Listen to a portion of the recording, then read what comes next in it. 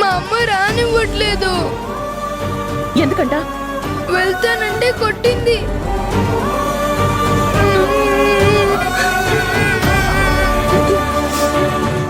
ఏంటి, నిన్ను కొట్టిందా?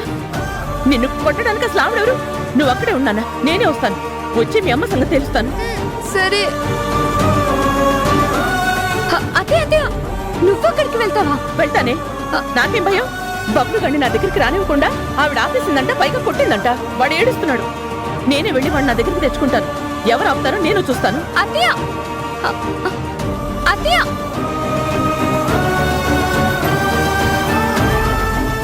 రే బాలు, వదినా. అమ్మా,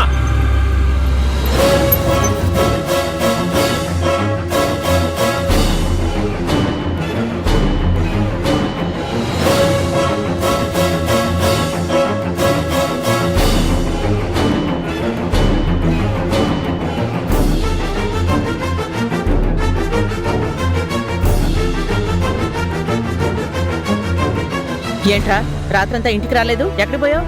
నేనెక్కడికి వెళ్తే ఉందిలే గాని నువ్వెక్కడికి వెళ్తున్నావు? నిన్న జరిగిన అవమానం అప్పుడే మర్చిపోయావా? మళ్ళీ బయలుదేరా?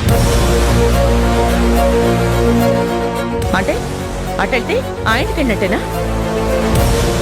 నిన్నటి నుంచి నువ్వు ఇంటికి రాలేదని అందరం ఎంత కంగారు పడ్డావో తెలుసా? అంజుకి బాలుకి నీకోసం వెతకడమే అదే పని అనుకున్నావా? వేరే పని లేదా వాడికి? వెతకడానికి వచ్చిన వాళ్ళు నేను ఎక్కడున్నానో చెప్పలేదా?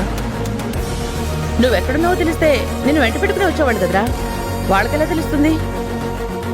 ఓహో, అయితే నేను ఆ చైర్మన్ ఇంటి దగ్గర ఉన్న విషయం ఈ అంజిగాడు అమ్మకి చెప్పలేదనుకుంటా.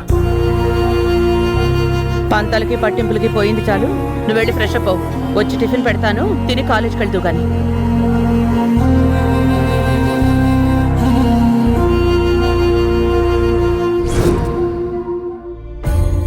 హే జాను, ఆగు. ఏంటి రాత్రి నుంచి ఎక్కడికి వెళ్ళిపోయావు? ఇప్పుడు వచ్చావు?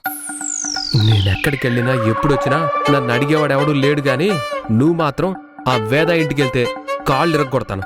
హలో, ఆ మాట మా అమ్మ చెప్తే వింటాను, అత్తమ్మ చెప్తే వింటాను. నువ్వు చెప్తే నాకు వినపడదుగా.